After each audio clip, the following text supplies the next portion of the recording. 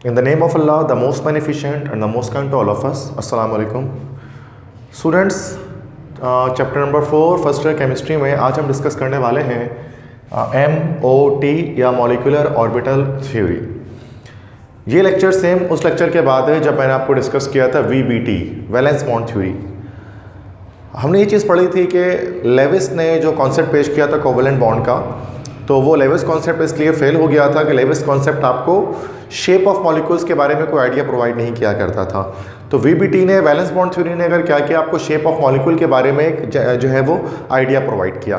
But VBT भी कुछ जगहों पर फेल थी, जिनमें से उसके एक फेलियर ये था कि ये किसी मॉलिक्यूल की पैरा मैग्नेटिज्म या मैग्नेट की तरफ ओरिएंट होने की कैपेबिलिटी को वो एक्सप्लेन नहीं किया करती थी।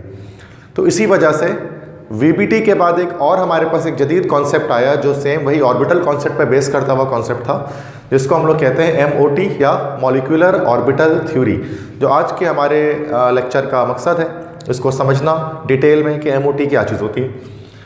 तो MOT है molecular orbital theory, that is इसकी जो शॉर्ट फॉर्म है MOT, M for molecular, O for orbital और T फॉर थ्योरी।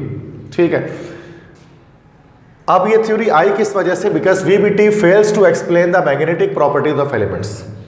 कि VBT जो है वो एलिमेंट्स की जो है वो मैग्नेटिक प्रॉपर्टीज, या एलिमेंट्स के बजाय यहाँ पर ज़्यादा बेहतर लिख दो मॉलिक्यूल्स, कि VBT जो है वो मॉलिक्यूल्स की मैग्नेटिक प्रॉपर्टीज़ को बताने में कासिर था या उसको बताने में नाकाम रहा। वो नहीं बताता था कि ऑक्सीजन गैस O2, ऑक्सीजन का मॉलिक्यूल पैरामैग्नेटिक इन नेचर क्यों होता है और क्यों मैग्नेट की तरफ ऑक्सीजन का मॉलिक्यूल अट्रैक्ट हो जाता है। तो पैरा मतलब होता है लेस और मैग्नेटिक मतलब होता है अट्रैक्शन। तो ये मॉलिक्यूल्स की different properties such like magnetic properties को एक्सप्लेन नहीं किया करता था। तो उसके लिए क्या हुआ कि एक मॉडर्न कॉन्सेप्ट आया जो ऑर्बिटल कॉन्सेप्ट पर बेस करता हुआ एक कॉन्सेप्ट था, जिसको हम लोग कहते हैं MOT, और उसको पेश करने वाले थे तीन साइंसदान, हुंड, हकल एंड मिलिकन। तो हुंड, हकल, मिलिकन ये तीन साइंटिस्ट थे जिन्होंने पेश किया था MOT, और किस ईयर में? 1930 में। तो 1927 में VBT आई थी और उसको ठीक 3 साल के बाद 1930 में MOT का कॉन्सेप्ट पेश हुआ। और ये थ्योरी कहती क्या है, किस तरह से ये VBT से अलग है, कि this theory states that the overlapping of atomic orbitals results in the formation of molecular orbital. ये थ्योरी ये बात करती है कि जब एटॉमिक ऑर्बिटल्स ओवरलैप करते हैं तो एटॉमिक ऑर्बिटल्स की ओवरलैप करने से नए तरह के ऑर्बिटल जनरेट होते हैं, जिनको हम मॉलिक्यूलर ऑर्बिटल कहते हैं। अच्छा, VBT में क्या बात होती थी? वैलेंस बॉन्ड थ्योरी ये कहता था कि जब दो एटम्स के ऑर्बिटल, एटॉमिक ऑर्बिटल जब साथ में ओवरलैप करेंगे तो it will result in no generation of new orbitals, कि कोई नया ऑर्बिटल जनरेट नहीं होगा। ठीक है, एटॉमिक ऑर्बिटल्स वैसे जैसे थे वैसे ही रहेंगे। लेकिन MOT क्या कॉन्सेप्ट कहती है कि जब दो ऑर्बिटल्स ओवरलैप करेंगे तो उससे नए तरह के ऑर्बिटल जनरेट होंगे, जिनको कहा जाएगा कौन से ऑर्बिटल्स? Molecular orbitals. तो ये आपकी, इसलिए हम इसको मॉलिक्यूलर ऑर्बिटल थ्योरी कहते हैं, बिकॉज मॉलिक्यूलर ऑर्बिटल्स के बारे में ये बात करता है। अच्छा, molecular orbitals are polycentric. Molecular orbital polycentric होते हैं, which means that the bonding electrons are under the influence of two nucleus. Influence का मतलब होता है असर। VBT में हमने पढ़ा था कि VBT मोनोसेंट्रिक कॉन्सेप्ट पेश किया करता था। मतलब जब दो एटॉमिक ऑर्बिटल्स ओवरलैप कर जाएंगे तो चूंकि कोई नया ऑर्बिटल जनरेट नहीं होगा, तो बॉन्डिंग इलेक्ट्रॉन जिस एटम के होंगे वो उसी एटम के न्यूक्लियस की तरफ अट्रैक्टेड होंगे। वो एटम का न्यूक्लियस सिर्फ एक ही, मतलब जिस बॉन्डिंग, जो ऑर्बिटल्स के, एटॉमिक ऑर्बिटल्स के बॉन्डिंग इलेक्ट्रॉन होंगे वो एक ही एटम के इन्फ्लुएंस के अंदर रहेंगे, चूँकि ऑर्बिटल्स के अंदर कोई चेंजिंग नहीं आ रही। लेकिन VBT क्या कहता है कि जब दो एटॉमिक ऑर्बिटल्स मिलकर एक नया एटॉमिक ऑर्बिटल बनाते हैं, मॉलिक्यूलर ऑर्बिटल जनरेट करते हैं, तो अब जो इलेक्ट्रॉन्स, बॉन्डिंग इलेक्ट्रॉन्स मौजूद होंगे उस मॉलिक्यूलर ऑर्बिटल के अंदर, उसको दोनों ही न्यूक्लियस अपनी तरफ क्या कर रहा होगा? अट्रैक्ट कर रहा होगा, खींच रहा होगा। वो दोनों न्यूक्लियस का इन्फ्लुएंस में होंगे, इसलिए हम इसको पॉलीसेंट्रिक कहते हैं कि दो सेंटर्स की तरफ वो अट्रैक्शन में होंगे। बिकॉज एटॉमिक ऑर्बिटल्स की अपनी आइडेंटिटी लॉस हो चुकी होगी और दो एटॉमिक ऑर्बिटल मिलकर एक नए तरह के ऑर्बिटल जनरेट कर चुके होंगे, जिसको हम मॉलिक्यूलर ऑर्बिटल कहते हैं। ठीक है, तो यहाँ पर मैंने आपको ये बात बताई कुछ इसके इंट्रोडक्शन में कि VBT इस वजह से फेल हो गया चूँकि वो मैग्नेटिक प्रॉपर्टीज नहीं बताता था मॉलिक्यूल्स की। तो MOT एक नया कॉन्सेप्ट आया जो ऑर्बिटल कॉन्सेप्ट पर बेस करता था, ओवरलैपिंग ऑफ ऑर्बिटल के कॉन्सेप्ट पर बेस करता था। और ये थ्योरी क्या कहती है कि एटॉमिक ऑर्बिटल्स जब ओवरलैप करते हैं तो नए तरह के ऑर्बिटल जनरेट होते हैं, जिनको हम मॉलिक्यूलर ऑर्बिटल कहते हैं। और मॉलिक्यूलर ऑर्बिटल कैसे होते हैं? पॉलीसेंट्रिक होते हैं, मतलब जो उसके बॉन्डिंग इलेक्ट्रॉन्स होते हैं वो दोनों एटम के न्यूक्लियस की तरफ अट्रैक्शन में होते हैं। अच्छा, अब हम नेक्स्ट बात करते हैं types of molecular orbital. Molecular orbital के टाइप्स कितने हैं? तो दो टाइप्स के मॉलिक्यूलर ऑर्बिटल होते हैं। There are two types of molecular orbital, जिसको एक्सप्लेन किया जाता है LCAO से। LCAO किसे कहते हैं? Linear combination of atomic orbitals. इससे हम उसको एक्सप्लेन करते हैं कि किस तरह से दो तरह के मॉलिक्यूलर ऑर्बिटल जनरेट होते हैं एटॉमिक ऑर्बिटल्स के ओवरलैप हो जाने से। तो दो तरह के हैं, एक को हम कहते हैं BMO या बॉन्डिंग मॉलिक्यूलर ऑर्बिटल, जबकि दूसरा हमारे पास कहलाता है ABMO। ABMO मतलब एंटी बॉन्डिंग मॉलिक्यूलर ऑर्बिटल। तो दो तरह के ऑर्बिटल्स होते हैं। पहले इसमें डिफरेंस जान लेते हैं कि क्या फ़र्क है BMO और ABMO में, या क्या फ़र्क है बॉन्डिंग मॉलिक्यूलर ऑर्बिटल और एंटी बॉन्डिंग मॉलिक्यूलर ऑर्बिटल में। तो बॉन्डिंग मॉलिक्यूलर ऑर्बिटल क्या होते हैं? They have lesser energy than atomic orbital. जिन एटॉमिक ऑर्बिटल से मिलकर बने होते हैं उनसे कम एनर्जी इनकी होती है, लोअर एनर्जी होती है इनकी। जबकि एंटी बॉन्डिंग मॉलिक्यूलर ऑर्बिटल किसे कहते हैं? जिनके पास एनर्जी ज़्यादा होती है एटॉमिक ऑर्बिटल से। तो एटॉमिक ऑर्बिटल की अपनी कोई एनर्जी, लेट्स से कि 10 जूल उसकी एनर्जी एटॉमिक ऑर्बिटल की। तो अब जो बॉन्डिंग मॉलिक्यूलर ऑर्बिटल बनेगा उसकी एनर्जी 5 जूल होगी, ठीक है। और जो एंटी बॉन्डिंग बनेगा उसकी एनर्जी 15 जूल होगी। मतलब ये 10 जूल वाला ऑर्बिटल है, ये 10 जूल वाला ऑर्बिटल है, दोनों मिल गए तो नए तरह के दो तरह के ऑर्बिटल जनरेट होंगे, एक बॉन्डिंग एक एंटी बॉन्डिंग। बॉन्डिंग की एनर्जी कम होगी और एंटी बॉन्डिंग की ज़्यादा होगी। जैसे 10 + 10 20 वाले मिले हैं तो 5 जूल बॉन्डिंग की होगी और 15 joule anti bonding molecular orbital की एनर्जी होगी। तो इनकी लेस एनर्जी होती है एटॉमिक ऑर्बिटल से, जबकि इनकी एनर्जी ज़्यादा होती है एटॉमिक ऑर्बिटल से। They are formed by constructive overlapping of atomic orbital. ये एटॉमिक ऑर्बिटल्स की कंस्ट्रक्टिव ओवरलैपिंग से जाकर बनता है या कंस्ट्रक्टिव इंटरफेरेंस से जाकर बनता है। चूंकि ऑर्बिटल कॉन्सेप्ट के अंदर हम इलेक्ट्रॉन्स को एज अ वेव ट्रीट करते हैं, इलेक्ट्रॉन एक वेव की तरह बिहेव करता है। तो चूंकि वेव की तरह बिहेव करता है तो उसके लिए जिस तरह से वेव्स, लाइट की कॉन्सेप्ट में आपने पढ़ा होगा कि जिस तरह वेव्स जो है वो इंटरफेरेंस उनके अंदर होती है, वो ओवरलैप कर सकते हैं। कंस्ट्रक्टिव इंटरफेरेंस भी हो सकती है, डिस्ट्रक्टिव इंटरफेरेंस भी हो सकती है। तो जब दो वेव्स आपस में मिलते हैं और एक का ट्रफ दूसरे के ट्रफ से, एक का क्रेस्ट दूसरे के क्रेस्ट से जाकर मिल जाता है तो उसको हम लोग कहते हैं कंस्ट्रक्टिव इंटरफेरेंस। और अगर एक का ट्रफ दूसरे के क्रेस्ट से और एक का क्रेस्ट दूसरे के ट्रफ से जाकर अगर ओवरलैप कर जाए, इंटरफेयर कर जाए, उस सूरत में उसको हम कहते हैं डिस्ट्रक्टिव इंटरफेरेंस। तो कंस्ट्रक्टिव ओवरलैपिंग से, कंस्ट्रक्टिव इंटरफेरेंस से क्या होता है एटॉमिक ऑर्बिटल्स की, ये बॉन्डिंग मॉलिक्यूलर ऑर्बिटल जनरेट होते हैं। और ये कैसे जो बनते हैं? डिस्ट्रक्टिव इंटरफेरेंस से बनते हैं, एंटी बॉन्डिंग। अभी मैं आपको एक्सप्लेन करता हूँ किस तरह से कंस्ट्रक्टिव और डिस्ट्रक्टिव इंटरफेरेंस होती है। और बॉन्डिंग मॉलिक्यूलर ऑर्बिटल जब भी बनता है तो उसमें उसको हम डिनोट करते हैं सिग्मा से या फिर पाई से, सिग्मा बॉन्ड से या फिर पाई से। और जब एंटी बॉन्डिंग बनता है तो उसको हम लोग सिग्मा स्टार या एस्टेरिस्क और पाई स्टेरिस्क, पाई के ऊपर और सिग्मा के ऊपर हम स्टार लगा देते हैं या एस्टेरिस्क लगा देते हैं, तो उससे शो किया जाता है एंटी बॉन्डिंग मॉलिक्यूलर ऑर्बिटल को। तो इसको सिग्मा और पाई से शो करते हैं, इसको सिग्मा स्टार पाई स्टार से शो करते हैं। VBT के अंदर सिर्फ सिग्मा और पाई बॉन्ड का कॉन्सेप्ट था, स्टार वाला सिग्मा स्टार पाई स्टार का कोई कॉन्सेप्ट उसके अंदर नहीं था। अब मैं आपको एक्सप्लेन करने जा रहा हूँ कि किस तरह से इंटरफेरेंस होती है, ठीक है, कंस्ट्रक्टिव और डिस्ट्रक्टिव। तो लेट्स से कि पहले मैं आपको सिग्मा बॉन्ड के बारे में सिर्फ बात करता हूँ कि सिग्मा और सिग्मा स्टार कैसे बनता है। तो सिग्मा बॉन्ड आप जानते हैं कि S और S मिलकर भी बना सकते हैं, और P और P भी अगर हेड टू हेड ओवरलैपिंग करेंगे तो सिग्मा बॉन्ड बन जाएगा। तो पहले मैं आपको दो S ऑर्बिटल की ओवरलैपिंग यहाँ पर दिखाता हूँ कि ये एक S ऑर्बिटल है, ये दूसरा S ऑर्बिटल है, ये दोनों जाकर ओवरलैप कर रहे हैं। अब चूंकि ऑर्बिटल्स है ना, तो आप जाहिर सी बात है, चूंकि वेव है तो इनका एक वेव फंक्शन होगा, उनकी एक वेव डायग्राम होगी। तो मैंने इस S की वेव डायग्राम यहाँ पर बनाई है, एक ट्रफ और एक क्रेस्ट मैंने इसमें बनाया, ये दूसरा S है ट्रफ और क्रेस्ट के साथ। अच्छा, अब जो भी आपके पास ऑर्बिटल्स होते हैं ना, उनके पास दो लोब्स होते हैं, एक पॉजिटिव होता है और एक नेगेटिव होता है। पॉजिटिव साइड होता है, नेगेटिव साइड होता है। तो ये प्लस साइड, ये माइनस साइड, एक प्लस साइड और एक माइनस साइड। यहाँ प्लस माइनस से मुराद ये नहीं है कि इसके अंदर के इसकी प्लस साइड पर जो है वो प्रोटॉन्स हैं और माइनस साइड पर इलेक्ट्रॉन, ऐसा कुछ नहीं है। प्लस माइनस का मतलब ये हो गया कि जो है वो ऊपर की साइड है, जैसे ट्रफ की जो साइड है वो प्लस है और जो क्रेस्ट की साइड होती है वो नेगेटिव होती है, ठीक है। तो ये मैंने यहाँ पर इसका वेव एक बनाया, इस जो इसके अंदर इलेक्ट्रॉन होगा वेव नेचर वाला, उसका वेव है ये। तो अब आप यहाँ पर देख सकते हैं S और S जब साथ में ओवरलैप कर रहा है तो एक का प्लस दूसरे के प्लस के साथ जाकर ओवरलैप करेगा। मतलब इसका वेव फंक्शन इस तरह से और इसका वेव फंक्शन इस तरह से। तो प्लस वाला प्लस के साथ जाकर ओवरलैप कर जाएगा, माइनस वाला माइनस के साथ जाकर ओवरलैप कर जाएगा। इससे क्या हो जाएगी भाई, इस तरह के वेव जब साथ में जुड़ेंगे तो क्या हो जाएगा, कंस्ट्रक्टिव इंटरफेरेंस हो जाएगी। और जब कंस्ट्रक्टिव इंटरफेरेंस होती है तो क्या होता है, एक बड़ी वेव जनरेट होती है, एम्पलीट्यूड बढ़ जाता है, ठीक है। तो ये जो बड़ा वेव जनरेट होगा इस तरह से, तो उसको हम डायग्राम में इस तरह शो करेंगे। जब ये साथ में जाकर ओवरलैप करेंगे तो आपस में ये मिल जाएंगे। तो ये जो एक मॉलिक्यूलर ऑर्बिटल जनरेट होगा, इस मॉलिक्यूलर ऑर्बिटल को हम कहेंगे BMO, बॉन्डिंग मॉलिक्यूलर ऑर्बिटल।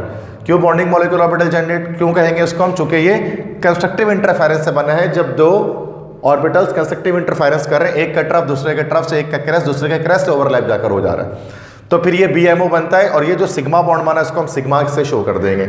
अब यही इसका मैं ABMO बनाकर दिखाता हूँ कि जब यही दो ऑर्बिटल मिलेंगे तो एंटी बॉन्डिंग मॉलिक्यूलर ऑर्बिटल को भी हो सकती है, ठीक है। एंटी बॉन्डिंग मॉलिक्यूलर ऑर्बिटल का भी कॉन्सेप्ट यहाँ पर होगा।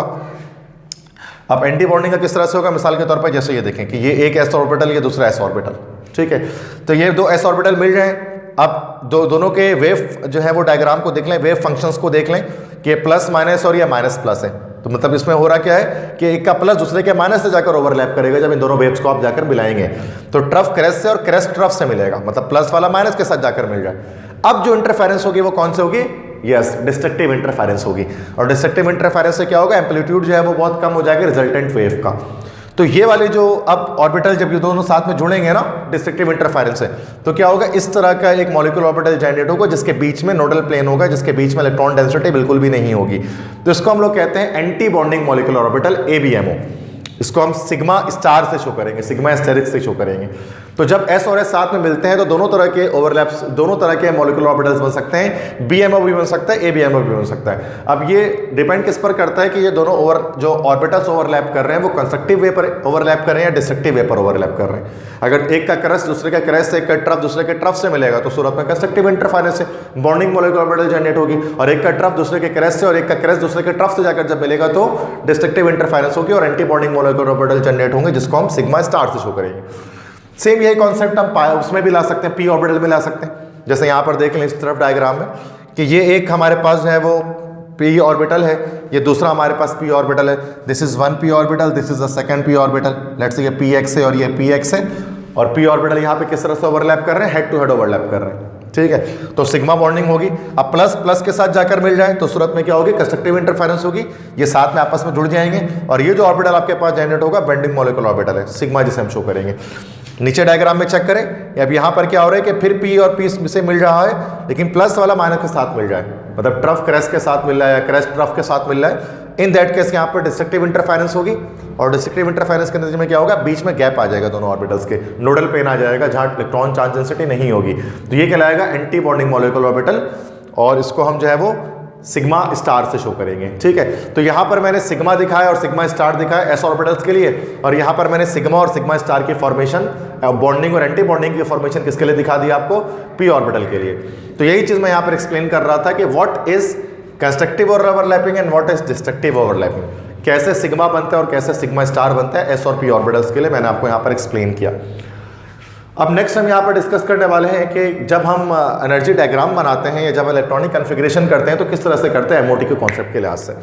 जैसे फॉर एग्जांपल अगर हम यहाँ पर दो एग्जांपल मैं यहाँ पर लेता हूँ, फर्स्ट एग्जांपल है हाइड्रोजन गैस के मॉलिक्यूल की बात कर लो, H2 गैस के मॉलिक्यूल की बात कर लो कि वो किस तरह से बनता है, MOT कॉन्सेप्ट किस तरह से उसको एक्सप्लेन करता है। तो यहाँ मैंने MOT की एनर्जी डायग्राम मैंने यहाँ पर बनाई है, जहाँ नीचे से ऊपर जा रहा है तो एनर्जी इंक्रीज हो रही है, ठीक है, और इस तरह से एक डायग्राम बनती है, इसमें ये एक तरफ ये पहला हाइड्रोजन और ये उस हाइड्रोजन का एटॉमिक ऑर्बिटल, तो ये हाइड्रोजन है और हाइड्रोजन का ये एक एटॉमिक ऑर्बिटल है 1s1, ठीक है, दिस इज एटॉमिक ऑर्बिटल, और ये दूसरा हाइड्रोजन है, ये इसका एटॉमिक ऑर्बिटल है, हाइड्रोजन की इलेक्ट्रॉनिक कॉन्फ़िगरेशन होती है 1s1, तो s पर एक इलेक्ट्रॉन इसके आगे, तो एक ऐसे इलेक्ट्रॉन एक हाइड्रोजन का, दूसरे का एक हाइड्रोजन, ठीक है। अब दोनों के एक एक इलेक्ट्रॉन है, जब ये साथ में जुड़ेंगे मिलेंगे तो दो तरह के ऑर्बिटल जनरेट हो जाते हैं। एक की एनर्जी जो है वो कम होती है, इस एटॉमिक ऑर्बिटल से कम होगी, लो में होगी, नीचे की तरफ है तो बॉन्डिंग मॉलिक्यूलर ऑर्बिटल, और एक की इससे ज़्यादा होगी तो ABMO, anti bonding molecular orbital. अब टोटल दो इलेक्ट्रॉन को जोड़ना है तो लोअर एनर्जी से हायर एनर्जी की तरफ फिल करते हैं according to rule of electronic configuration. Total दो इलेक्ट्रॉन जोड़ना है तो दो इलेक्ट्रॉन आपने यहाँ पर जोड़ दिया, ठीक है, तो दो इलेक्ट्रॉन टोटल है तो 1 और 2 कर दिया, तीसरा होता तो ऊपर कर दिया, लेकिन दो ही तो ये दो इलेक्ट्रॉन BMO में भर गए तो सिग्मा बॉन्ड बन गया दो हाइड्रोजन के बीच में। एंटी बॉन्डिंग नहीं बना, अगर एंटी बॉन्डिंग के अंदर भी अगर फुली फिल्ड हो जाए किसी भी सूरत में तो उसका मतलब क्या होगा कि बॉन्ड की फॉर्मेशन नहीं होगी। एंटी बॉन्डिंग क्या करता है, बॉन्ड को ब्रेक कर देता है, बॉन्ड को तोड़ देता है, ठीक है। तो जैसे कि हम He2 के मॉलिक्यूल की बात करते हैं, नॉर्मली कहा जाता है ना कि हीलियम का मॉलिक्यूल एटी ग्रुप के गैसेस जो है वो कोवेलेंट बॉन्डिंग की फॉर्मेशन नहीं करते, वो बॉन्ड नहीं बनाते, वो डायटोमिक स्टेट में एग्जिस्ट नहीं करते, ठीक है। तो MOT इसको किस तरह से एक्सप्लेन करता है, मॉलिक्यूलर ऑर्बिटल थ्योरी, इसको देखें। यहाँ पर मैंने हीलियम के लिए He2 के लिए क्या कर दिया भाई, एनर्जी डायग्राम बना ली, ठीक है। एक हीलियम यहाँ पर, एक हीलियम यहाँ पर, ये दोनों हीलियम के एटॉमिक ऑर्बिटल, ये एक इसका एटॉमिक ऑर्बिटल, ये इसका atomic orbital. Helium atomic number 2 होता है, इलेक्ट्रॉनिक कॉन्फ़िगरेशन की जाए तो 1s2, तो 2 इलेक्ट्रॉन एक हीलियम के, 2 इलेक्ट्रॉन दूसरे हीलियम के, टोटल 4 इलेक्ट्रॉन है। जब दोनों साथ में जोड़ेंगे 2 तरह के ऑर्बिटल बनेंगे, पीएमओ भी बनेगा, एबीएमओ भी बनेगा। टोटल 4 इलेक्ट्रॉन लगाने, 2 इलेक्ट्रॉन आपने बीएमओ में लगाए, फिर 2 इलेक्ट्रॉन आपने एबीएमओ में लगा ले, टोटल 4 इलेक्ट्रॉन हो गए। अब आप देख सकते हैं एंटी बॉन्डिंग मॉलिक्यूलर ऑर्बिटल के अंदर जो है इलेक्ट्रॉन्स आ गए, तो यहाँ पर सिग्मा स्टार बॉन्ड बन गया, एंटी बॉन्डिंग बन गया। और जब एबीएमओ फुली फिल्ड हो जाता है तो इसका मतलब क्या होता है, bond not possible. That's why helium के मॉलिक्यूल जो है वो पॉसिबल नहीं होता, बिकॉज उसके एंटी बॉन्डिंग मॉलिक्यूलर ऑर्बिटल में फुली फिल्ड इलेक्ट्रॉन्स आ जाते हैं। तो एबीएमओ जो अगर फुली फिल्ड हो जाता है, एंटी बॉन्डिंग फुली फिल्ड हो जाए तो उस सूरत में मॉलिक्यूल की फॉर्मेशन नहीं होती, बॉन्ड ऑर्डर जो है वो बॉन्ड ऑर्डर 0 हो जाता है। तो बॉन्ड ऑर्डर का कॉन्सेप्ट आपके कराची बोर्ड के मतलब बुक में सिंटेक्स के अंदर नहीं है। जब एप्टीट्यूड लेवल की क्लासेस हम डिस्कस करते हैं तो उसमें हम बॉन्ड ऑर्डर के बारे में इसी में एक्सप्लेन करते हैं। तो मेरे लेक्चर अगर आप देखना चाहें ई कैट और एम कैट के लेक्चर, तो वहाँ चैप्टर 4 के लेसन में मैंने इस कॉन्सेप्ट में बॉन्ड ऑर्डर को निकालना भी सिखाया है। अच्छा, अगर एबीएमओ के अंदर पार्शियली फिल्ड इलेक्ट्रॉन्स अगर आ जाए ना, पार्शियली फिल्ड मतलब एक आ जाए, जैसे कि 2 में से एक आ जाए, तो पार्शियली फिल्ड होने पर एबीएमओ पर क्या होता है कि वो मॉलिक्यूल फिर पैरामैग्नेटिक हो जाता है। जैसे O2 ऑक्सीजन का मॉलिक्यूल, जब हम उसके एनर्जी डायग्राम बनाते हैं तो वहाँ पर क्या होता है कि जो है वो एंटी बॉन्डिंग मॉलिक्यूल ऑर्बिटल में, ऊपर वाले ऑर्बिटल में हाफ फिल्ड इलेक्ट्रॉन्स आ जाते हैं, पार्शियली फिल्ड हो जाता है वो। और जब वो पार्शियली फिल्ड होता है तो फिर मैग्नेटिक प्रॉपर्टी रखता है। इस तरह से एमओटी क्या करता है, आपको मैग्नेटिक प्रॉपर्टी को एक्सप्लेन कर पाता है, जो कि वीबीटी वैलेंस बॉन्ड थ्योरी नहीं कर पाता। ठीक है, सो यहाँ पर मैंने आपको इन डिटेल आज डिस्कस किया कि एमओटी मॉलिक्यूलर ऑर्बिटल थ्योरी क्या चीज़ होती है। जब एटॉमिक ऑर्बिटल्स मिलते हैं तो 2 तरह के ऑर्बिटल जनरेट होते हैं, bonding molecular orbital, anti bonding molecular orbital. किस तरह से जनरेट होते हैं, ठीक है, कंस्ट्रक्टिव ओवरलैपिंग से बीएमओ कैसे बनता है, डिस्ट्रक्टिव इंटरफेरेंस से एबीएमओ किस तरह से बनता है, सिग्मा कैसे बनता है, सिग्मा स्टार कैसे बनता है, उसके बारे में मैंने आपको एक्सप्लेन किया। और साथ में ये बताया कि H2 के मॉलिक्यूल को एमओटी के लिहाज से हम किस तरह से उसको बनता हुआ दिखाएंगे, उसकी एनर्जी डायग्राम किस तरह से बनाएंगे, और हीलियम का मॉलिक्यूल उसकी एनर्जी डायग्राम किस तरह से बनाएंगे, और हीलियम का मॉलिक्यूल क्यों फॉर्म नहीं हो सकता, ऑक्सीजन क्यों पैरामैग्नेटिक होता है। तो इन तमाम चीज़ों के बारे में आज हमने डिस्कस किया है। तो ये आपके पास लास्ट और लेटेस्ट कॉन्सेप्ट था कोवेलेंट बॉन्ड का, जिसको एमओटी कहते हैं। पहले लेविस कॉन्सेप्ट आया, फिर वीबीटी आया वैलेंस बॉन्ड थ्योरी, फिर आया एमओटी मॉलिक्यूलर ऑर्बिटल थ्योरी, जो आज की क्लास में कंप्लीट डिस्कशन की है। तो बच्चों, अगर आपको मेरे लेक्चर्स पसंद आते हैं तो मेरे लेक्चर्स को ज़्यादा से ज़्यादा आप शेयर करें, लेक्चर को लाइक करें, ठीक है, और सब्सक्राइब करें और अपने तमाम दोस्तों के साथ शेयर करें, ठीक है। क्योंकि अभी लॉकडाउन की भी सिचुएशन मौजूद है और ज़्यादातर कोचिंग सेंटर्स और स्कूल्स वगैरह जो है वो बंद है, तो ये आपके लिए एक अच्छा प्लेटफॉर्म है। एटलीस्ट आप केमिस्ट्री और इंग्लिश के सारे लेक्चर्स यहाँ पर आप देख सकते हैं। इंग्लिश के complete lecture first year second year के मैंने ओवरऑल अपलोड कर चुका हूँ, तो आप उसको प्लेलिस्ट में चेक कर सकते हैं। केमिस्ट्री के भी अच्छे खासे लेसन 75% से ऊपर लेक्चर्स जो है वो आपको मेरे चैनल पर मौजूद मिलेंगे, ठीक है। तो आपका बहुत शुक्रिया कि आप मुझे सपोर्ट करते हैं, और बहुत ही कम वक्तों में, तो मतलब कि 5 to 6 मंथ्स के अंदर आप जो है आपने इतना ज़्यादा जो है वो मुझे सपोर्ट किया कि 5K सब्सक्राइबर जो है वो मेरे पहुंच चुके हैं, और ये it is keep on increasing day by day. तो अगर आपको कोई भी इश्यू हो, कोई भी मसला हो, कोई भी परेशानी हो, एकेडमिक वे पर कुछ आपको पूछना हो इंग्लिश और केमिस्ट्री के बारे में, specially if you want to ask any of the query, if you want to ask any of the question, you are always feel free to contact, ठीक है। डिस्क्रिप्शन पे हमेशा मैं एक ही बात करता हूँ कि अगर आपको कोई भी मसला है तो ये 0300 215 2272, this is my WhatsApp number, so you can personally contact me on WhatsApp. Most of the students daily contact me on WhatsApp and I use to give the answers of their queries and I clear their confusion as well, ठीक है। सो ज़्यादा से ज़्यादा अपने study groups के अंदर अगर आपने व्हाट्सएप पे बनाए हुए तो मेरे इस चैनल को और लेक्चर्स को शेयर करें, फेसबुक पे आप हैं तो उस पर शेयर करें, व्हाट्सएप पे स्टेटस पर शेयर करें, और जितना ज़्यादा हो सके आप इस चैनल को प्रमोट करें ताकि इसमें आपका फ़ायदा हो, ठीक है। So thank you very much. इंशाल्लाह दोबारा हाजिर होंगे एक नए लेक्चर के साथ। अल्लाह हाफिज़।